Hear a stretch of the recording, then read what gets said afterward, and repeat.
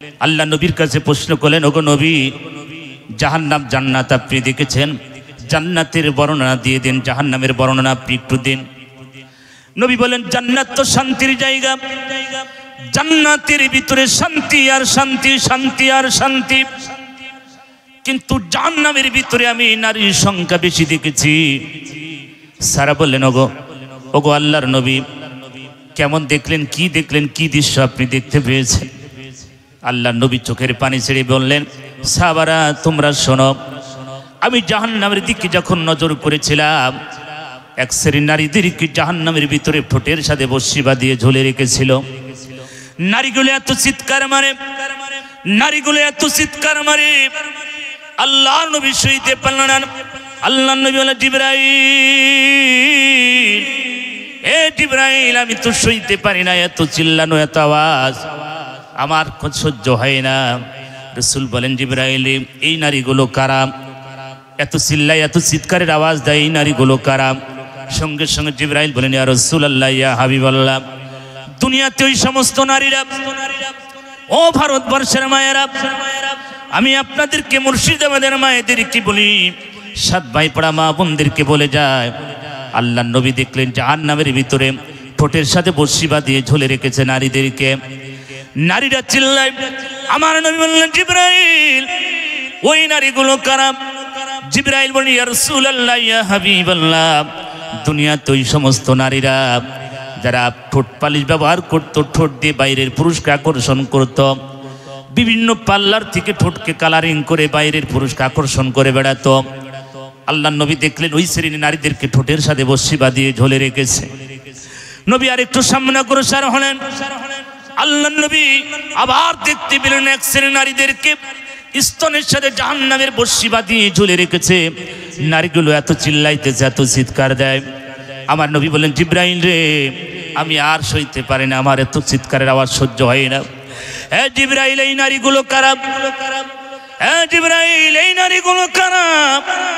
সঙ্গে সঙ্গে জিবরাইল বলেন, ইয়া রাসূলুল্লাহ, ইয়া হাবিবাল্লাহ, দুনিয়াতে ওই সমস্ত নারীরা যারা বুকে কাপড় ব্যবহার করে নাই, ওড়না ব্যবহার করে নাই, বুক উঁচু করে সমাজে যারা চলাফেরা করেছে, স্তনের সাথে জাহান্নামের বর্ষি বাঁধিয়ে তাদেরকে ঝুলে রেখেছে। আমার নবী আর একটু অগ্রসর হলেন। এক শ্রেণী নারীদেরকে দেখতে পেলেন আঙ্গুলগুলো, নখগুলো টেনে টেনে জাহান্নামের প্লাস দিয়ে ওঠানো হচ্ছে। নবী বললেন, জিবরাইল, এই নারীগুলো কারা? সঙ্গে সঙ্গে নারীরা যখন দেখতে পেলেন এই চিৎকারের আওয়াজ, জিবরাইল বলেন, ইয়া রাসূলুল্লাহ, ইয়া হাবিবাল্লাহ, দুনিয়ার ওই সমস্ত নারীরা যারা দুনিয়াতে শুয়োরের মতন, কুকুরের মতন, জঙ্গলের জানোয়ারের মতন নখগুলো বড় বড় করত, এরকম আপনাদের এই সমাজে আছে কি ভাই? আপনাদের সমাজে আছে কি?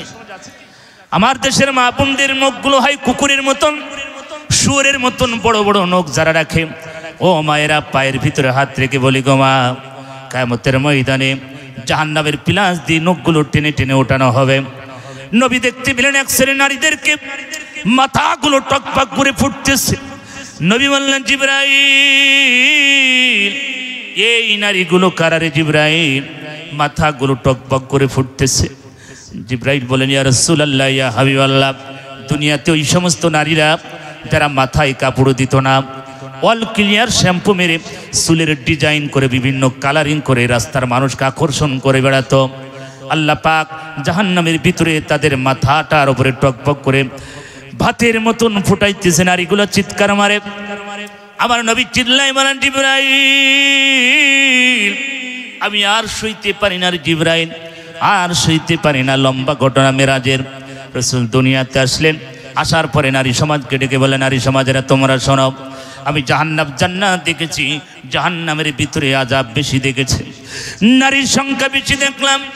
নারীরা প্রশ্ন করলেন, ইয়া রাসূলুল্লাহ, ইয়া হাবিবাল্লাহ, ওই জাহান্নামের ভিতরে যেই দৃশ্যগুলো আপনি দেখেছেন, ওগো নবী, জাহান্নাম থেকে বাঁচার উপায়টাকে আপনি বলবেন।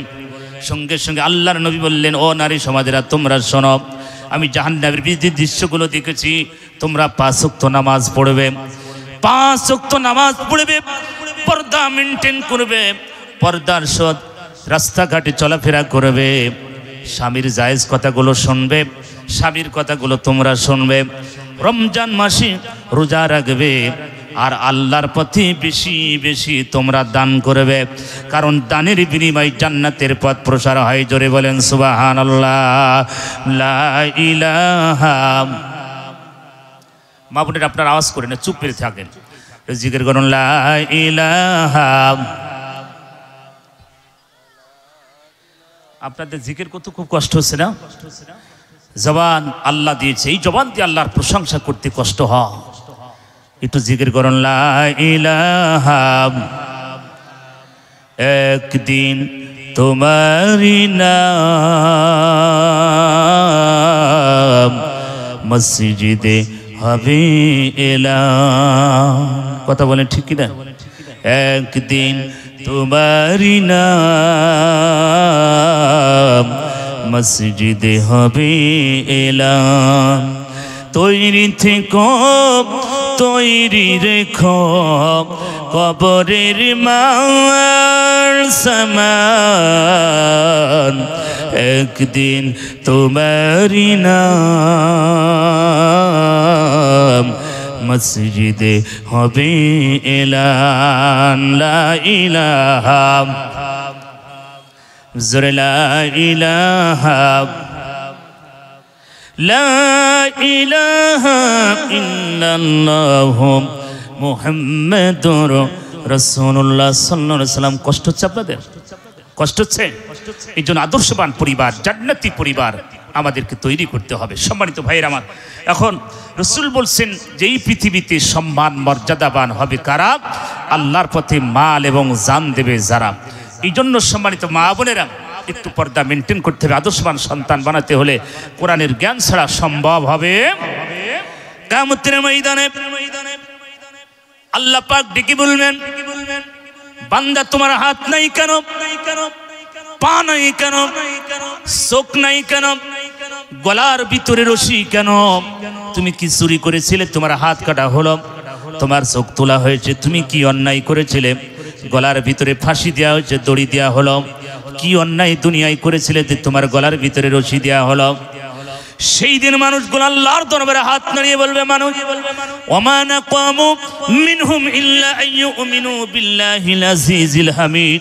ওগো মালিক, দুনিয়ায় আমরা চুরি করি নাই, ডাকাতি করি নাই, সন্ত্রাস করি নাই, সাদাবাজি করি নাই, তোমাকে একমাত্র মানার কারণে, তোমার দিন মানার কারণে, কোরআন মানার কারণে, তোমাকে বিশ্বাস করার কারণে, তোমার প্রতি বিশ্বাস করার কারণে, তুমি যে আমাদের মালিক, তুমি আমাদের রব, ও আল্লাহ, তোমাকে বিশ্বাস করার কারণে দুনিয়ার ওই মানুষগুলো আমাদেরকে মেনে নিতে পারে নাই। তারা আমাদের হাত কেটেছে, চোখ তুলেছে, গলার ভিতরে রশি দিয়ে তারা হত্যা করেছে। আমার ভাইয়েরা বৎসরের পর বৎসর কারাগার খাটিয়েছে। ওই মানুষগুলো আল্লাহর কাছে বলবে, ওগো মালিক, ওমা নাকামু মিনহুম ইল্লা আইয়ুমিনু বিল্লাহিল আজিজিল হামিদ। ওগো মালিক, দুনিয়ায় চোর না, ডাকাত না, সন্ত্রাস না, একমাত্র তোমাকে মানার কারণে, তোমার প্রতি বিশ্বাস করার কারণে, তোমার দিন প্রতিষ্ঠার জন্য বুকের তাজা রক্ত ঢেলে দিয়েছিলাম। ওরা আমাদেরকে মানতে পারে না, ওরা আমাদেরকে মানতে পারে নাই। কোরআনের হক কথা বলেছি, সহ্য করতে পারে নাই। বাতিল কোনোদিন হক কথা সইতে পারে না। জোরে বলেন কথা ঠিক না? আজও পৃথিবীতে কোরআনের হক কথা যারা বলবে, আমার ভাইয়েরা, আপনারা দেখেছেন গোটা পৃথিবীতে ফিলিস্তিনের অবস্থা আজ কেমন, গোটা ফিলিস্তিন আজ কেমন। যেটা মসজিদ আমাদের ভাইয়েরা প্রথম কেবলা মুসলমানদের, সেই ঘরটাকে ইহুদিরা আজকে দখল করতে চায়। আর আমরা মুসলমান ঘরের কোনায় বসে সুবহানাল্লাহ সুবহানাল্লাহ কথা বলেন ঠিক কিনা? আল্লাহ বলেন, হাবিব, যারা আমার দিন প্রতিষ্ঠার জন্য বুকের তাজা রক্ত দিয়েছে, ও নবী, উহুদের ময়দানে রক্ত দিয়েছে, বদরের প্রান্তে রক্ত দিয়েছে, ওগো নবী, যারা দ্বীনের জন্য, কোরআনের জন্য বুকের তাজা রক্ত জমিনে ঢেলেছে, ওগো নবী, ওদের কোনো ভয় নাই, ওদের কোনো চিন্তা নাই। ফালাহুম আজরুহুম ইনদা রাব্বিহিম, আমার পক্ষ থেকে ওদের জন্য পুরস্কার যাবে। জোরে বলুন সুবহানাল্লাহ। সেই পুরস্কার আল্লাহর জান্নাত। আজও যদি এই সমাজের মানুষেরা আল্লাহর দিন প্রতিষ্ঠার জন্য একটু অগ্রসর হন, অনেক মানুষ নামাজ পড়তে পারে না, কোরআন পড়তে পারে না, পরিবারটা জাহান্নাম বানিয়েছে। কথা বলেন ঠিক কিনা? আমার ছেলে নামাজ পড়ে না, ফজরের সময় পিতা ডাকতেছে, বাবা আব্দুল করিম মসজিদে আজান হলো, চলো নামাজে যাই।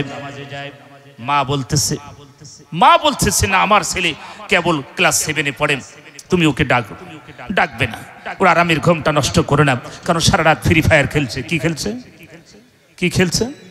সারা রাত ফ্রি ফায়ার খেলছে, পাবজি খেলছে, আমার ছেলে এখন একটু আরামে ঘুমাবে, ওর ঘুমটা নষ্ট করে না, তুমি মসজিদে যাচ্ছ, তুমি যাও। আপনার ছেলে জাহান্নামে যাচ্ছে। মা সন্তানকে নামাজে পাঠালো না। আপনি বলুন তো, ওই ঘরে আল্লাহ না করুক যদি আগুন লেগে যায়, আর বাবা যদি বলে দেখো আমার সন্তানকে এখন ডাকবে না, আগুন লেগেছে, থাক একটু আগুনের তাপ পোহাক, এটা কি কেউ মানবে? মা কি মানবে? মা বলবে তাড়াতাড়ি আমার সন্তানকে ডাকো। কিভাবে সন্তানকে বাঁচাতে লাফিয়ে ঘরের ভিতরে যে সন্তানকে তুলে নিয়ে যাবে? আপনি এই আগুন, দুনিয়ার আগুনটাকে আপনি বড় মনে করলেন, আর জাহান্নামের আগুন আপনার সন্তান দাউ দাউ করে জ্বলছে, আরামের ঘুম নষ্ট করতে পারলেন না। ফজরে নামাজ হয়েছে, আজান হলো, আপনার সন্তানকে মসজিদে নিয়ে যেতে পারলেন না, আর আপনি বলছেন সুবহানাল্লাহ সুবহানাল্লাহ, আল্লাহ রব্বানা যালামনা, আল্লাহ তুমি আমার দোয়া কবুল করো। আল্লাহ বলছে তোর দোয়া কবুল করলাম। কথা বলেন। আজ আমাদের পরিবারগুলো হলো এটা। আমার মায়েরা, এই জন্য সন্তানকে আদর্শবান বানাতে হলে নামাজের দিকে আনতে হবে, কোরআনের জ্ঞান আনতে হবে। কথা বলে ঠিক না? কেমন করে ঘুমাও মানুষ, ও সাত ভাই পড়ার মানুষেরা, কেমন করে ঘুমাও তোমরা, ফজর করে কাজা, এমন তো হতে পারে তোমার জহরে জানাজা। কথা বলেন, আওয়াজ দিতে হবে, কথা ঠিক না? এমন তো হতে পারে তোমার আসরে জানাজা। কেমন করে ঘুমাও মানুষ, কেমন করে ঘুমাও মানুষ, ফজর করে কাজা, এমন তো হতে পারে তোমার জহরে জানাজা, এমন তো হতে পারে তোমার আসরে জানাজা। মুসলিম হই না জন্ম নিলে মুসলমানের ঘরে, কাফের মুমিন পার্থক্য হয় সালাতের ভিতরে, মুমিন নামাজের ভিতরে। কথা ঠিক না? মুসলিম হয় না জন্ম নিলে মুসলমানের ঘরে, কাফের মুমিন পার্থক্য হয় সালাতের ভিতরে। এই জীবনে নামাজ যেন, এই জীবনে সালাত যেন হয় না কবু কাজা, এমন তো হতে পারে তোমার জহরে জানাজা, এমন তো হতে পারে তোমার আসরে জানাজা। নারে তাকবীর।